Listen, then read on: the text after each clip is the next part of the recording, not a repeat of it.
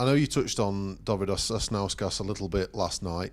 Clearly there were a couple of errors in the first half, but were you pleased with how he came through that and in the second half showed a little bit more about what he's about? Well, we need to understand that in the players' development, not only in the young players' development, the mistakes are going to be there, and the mistakes are going to cause you goals, points, or being out of the situation. I think it was too early in the game that always, even in the weekend, we conceded a goal in the first 5 minutes, that we also need to be more robust on that. But Dovy is a young, talented player, and we need to support him. Unfortunately, we cannot give him a better net to just be the only one, or together with another one, just to develop and perform in those kind of games.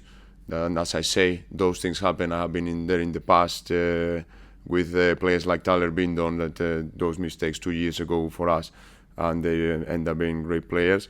The thing is that the expectation is so big that those mistakes are magnified right now. We just need to remain calm with those boys and keep supporting them, because until we get any new players, they will need to continue growing to be able to give us some more depth.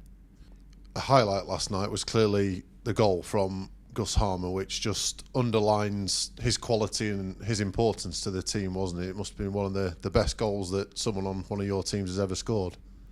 Yeah, I think it's a moment of reliance on that. Obviously, we know that Gustavo is that talented player that can make the difference in the moments that you need. And I think in that moment we needed a lot, and it was a genius moment. We just need to work, not only for him, for our players that can make the difference, to put them in the positions that they can perform and do it. Not every day we are going to be in the position to score a goal from 55 meters.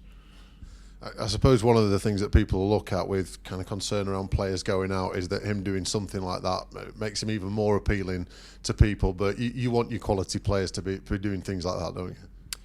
Yeah, I think Gustavo was arguably one of the best, and they nominated the best player in the league last season. I think we have quality players on the building. We just need to put the pieces together now after 2 disappointed games, every game in a different way, and move forward. We have 48 hours to be ready for a new game that is going to be a difficult game against a good opponent, that especially St. Salans took it over last season. They have been very, very aggressive and very, very clear in what is their identity, and we just need to be sure that we show on Saturday with the competitiveness and the willingness to win the game and be as competitive as our opponent.